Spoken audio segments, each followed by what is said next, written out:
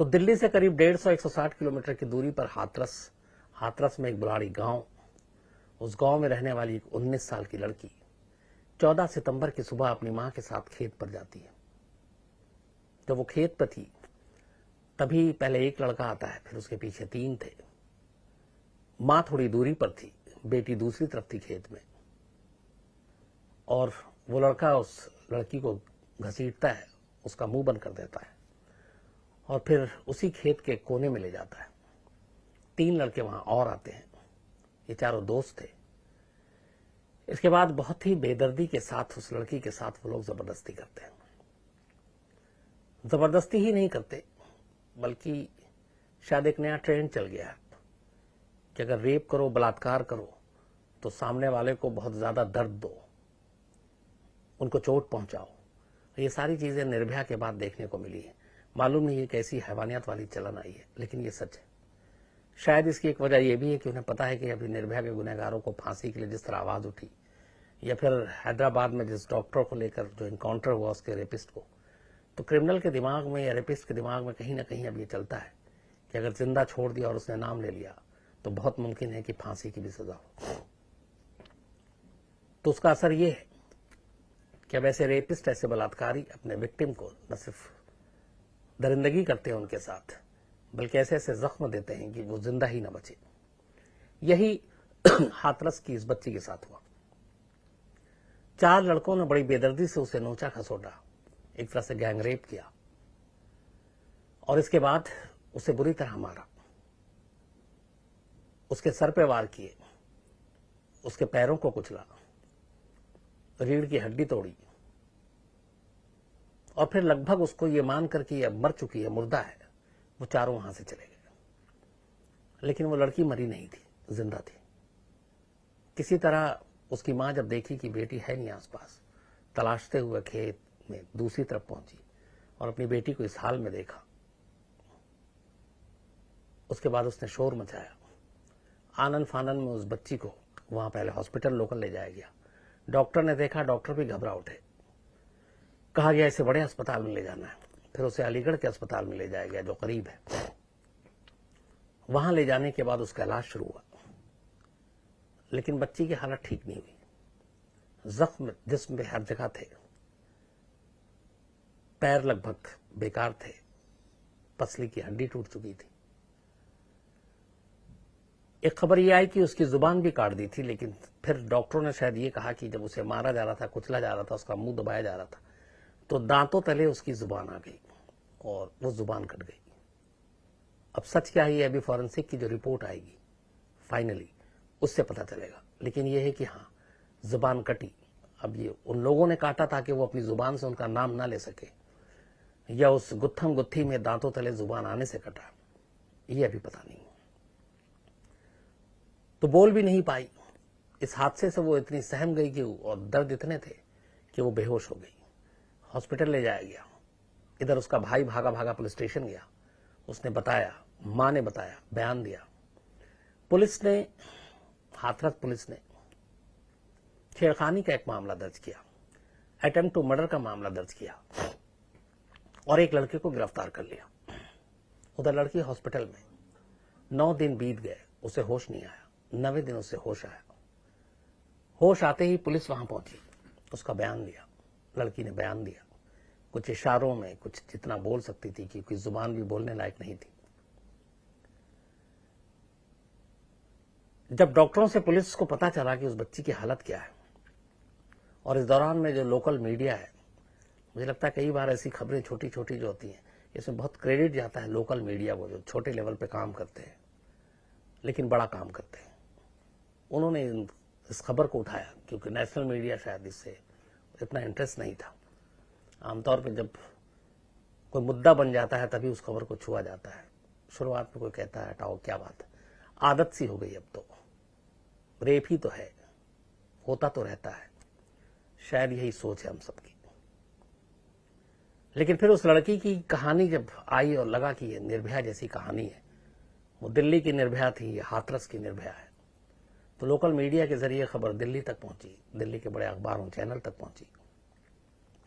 तब भी फिर कुछ नहीं हुआ। 9 दिन के बाद लेकिन लोकल मीडिया के दबाव में आकर पुलिस ने पहली बार रेप का मुकदमा दर्ज किया। 9 दिन के बाद। यह हमारे देश में हो सकता है। मुकदमा दर्ज करने के बाद पुलिस ने पहले 1 को उठाया, फिर 2 को उठाया, 3 उठे, 1 भागा हुआ था, फिर 4 लड़के को उठाया और वो चारों के नाम थे जो दिए गए थे। लेकिन लड़की की हालत ठीक नहीं हो रही थी। आखिर में अलीगढ़ के हॉस्पिटल के डॉक्टरों ने भी हाथ पैर जोड़ लिए और फिर यह हुआ कि उसे दिल्ली भेजा जाए। उस लड़की को दिल्ली लाया गया 2-3 दिन पहले ही। सफदरजंग अस्पताल में उसको एडमिट किया गया। हालत बेहद गंभीर थी। दिल्ली में भी जब ये लड़की पहुंची तो बहुत सारे लोगों को पता चला। हमारे यहाँ पॉलिटिक्स भी होता है, तो कुछ पॉलिटिकल पार्टियां भी वहां पहुंच गई। इलाज चल रहा था लड़की के, फिर बयान लिए गए। अब ये भी एक अजीब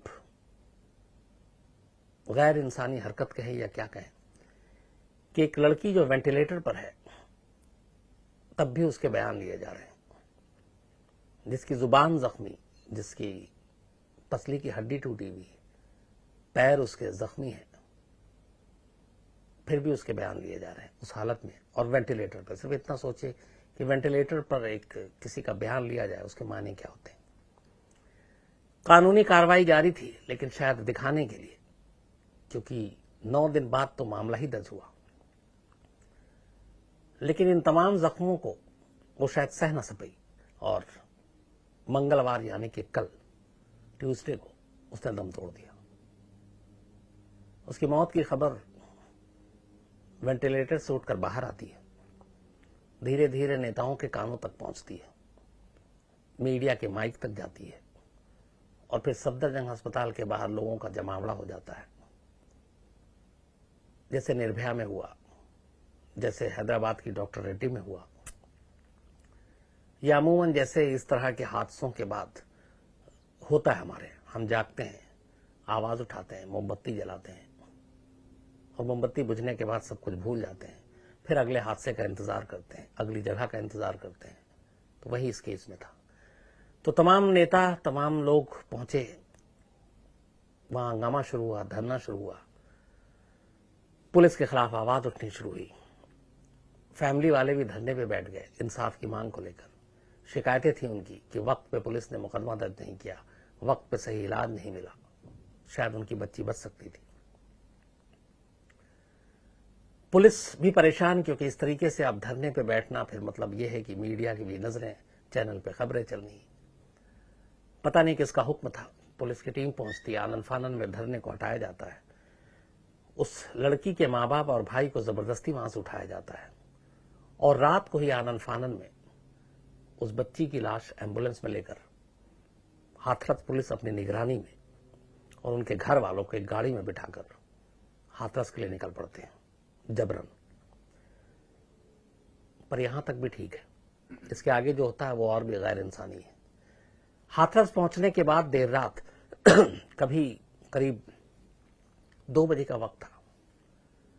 पुलिस की टीम वहां, गांव में भी ये खबर फैल चुकी थी। गांव के लोग पहले से ही गुस्से में थे। 14 सितंबर के बाद से ही जब उस बच्ची की हालत की खबर गांव तक पहुंचती, गांव वाले और गुस्सा होते। तो इस बच्ची की मौत की खबर चैनल के जरिए गांव तक पहुंच गई थी। गांव के लोग जबरदस्त गुस्से में थे। रात को पुलिस की गाड़ियां, एम्बुलेंस पहुंचती है, वो पुलिस के खिलाफ नारे लगाने लगते हैं। इस दौरान में घर वाले कहते हैं कि वो अपनी बच्ची को आखिरी बार अपने घर में रखना चाहते हैं, उसकी लाश को कुछ देर के लिए, और सुबह वो उसका अंतिम संस्कार कर देंगे। उन्होंने ये भी कहा कि हमारे यहाँ रात को अंतिम संस्कार सूरज डूबने के बाद नहीं करते। लेकिन पुलिस को अपनी जिम्मेदारी निभानी थी पल्ला झाड़ते हुए, क्योंकि उसे मालूम था कि सुबह होगा, सूरज निकलेगा, जो सो रहे हैं वो भी जागेंगे, भीड़ हाथरस के इस गांव की तरफ आएगी और फिर ये एक मुद्दा बनेगा और शायद लखनऊ सरकार के कानों तक ये आवाज जाएगी। सरकार के लिए ये खबर अच्छी नहीं होगी। दिल्ली में भी सरकार तक ये बात जाएगी तो शायद सरकार ये कहे कि हमारे पास और भी मुद्दे हैं, इसमें कहां उलझा रहे हो। तो इस डांट डपट और सिचुएशन से बचने के लिए पुलिस ने फैसला किया कि रात को ही अंतिम संस्कार कर देंगे। घर वाले मना करते रहे। मां जाकर पुलिस की गाड़ी के आगे लेट गई अपने गांव में कि वो इस वक्त अपनी बच्ची की लाश को ले जाने नहीं देंगे, ना अंतिम संस्कार करने देंगे। वो चाहते हैं कि उनकी बच्ची की लाश, उनकी बेटी की लाश एक बार घर में आए और उसके बाद वो सुबह करे, लेकिन पुलिस सुबह तक का इंतजार करना नहीं चाहती थी। जबरन घर वालों को उनके घर में बंद कर दिया गया। पुलिस लाश लेकर गई। 2:30 बजे के आसपास रात को उस बच्ची का अंतिम संस्कार कर दिया गया, पूरी पुलिस की निगरानी में, चौकसी में। घर वाले रोते रहे, मन्नतें करते रहे, लेकिन पुलिस को अपना दामन छुड़ाना था और उसने वही किया। परिवार सुबह से गुस्से में है। शिकायत पुलिस से है कि वक्त रहते अगर उसने कार्रवाई की होती तो शायद उनके घर में ऐसा हादसा ना होता। उनकी इकलौती बेटी इस तरीके से नहीं जाती, जो पढ़ने लिखने में भी तेज थी, माँ बाप की लाडली थी। हर बेटी लाडली होती है। अब कहानी यहां से यह है कि उस बच्ची के साथ दरिंदगी हुई। उसने पूरे 14 दिन तक जख्म झेला, 9 दिन तक बेहोश रही और 4वें दिन उसने दम तोड़ दिया। उसको सुबह का सूरज भी मयस्सर नहीं हुआ अंतिम संस्कार के लिए, रात के अंधेरे में, जबकि उसका कोई जुर्म नहीं था उसका, जो इस तरीके से उसका अंतिम संस्कार होना चाहिए। रात के अंधेरे में उन लोगों को अपना मुंह छुपाना चाहिए जिन्होंने ये दरिंदगी की थी, लेकिन यहां उल्टा पुलिस और प्रशासन ने उस बच्ची के साथ वो किया जो ऑलरेडी पहले ही दरिंदगी का शिकार थी। उसे पूरे हक से, पूरे इज्जत के साथ दिन के उजाले में अंतिम संस्कार भी नसीब नहीं हुआ, हमारी पुलिस की वजह से। माँ बाप गुस्से में है। मामला राजनीति का रंग भी ले चुका है। लोग भी अब फिर उसी तरीके से आवाज उठा रहे हैं जैसा अक्सर हम लोग ऐसे हादसे के बाद देखते हैं। अब नेताओं का पहुंचने का दौर शुरू हो गया, जैसा अक्सर होता है। तो जिस पार्टी की सरकार, उस पार्टी के लोग भी घर पहुंच रहे हैं, वहां के लोकल एमएलए पहुंच रहे हैं, एमपी पहुंच रहे हैं, और माँ बाप गुस्से में है कि जब हमें जरूरत थी तब आप लोगों ने मदद नहीं की, अब हमदर्दी दिखाने के लिए आ रहे हैं। शायद एक आध दिन के बाद हम लोग ये सब कुछ भूल जाएंगे। वैसे भी कल से लेके इस विरोध गुस्से में सब कुछ जारी थी चीजें, लेकिन आज एक और बड़ा फैसला आना था। बाबरी मस्जिद को ढाए जाने का फैसला 28 साल बाद, जिसमें बड़े बड़े नाम थे, लाल कृष्ण आडवाणी जी, मुरली मनोहर जोशी जी, उमा भारती, साक्षी महाराज, विनय कटियार।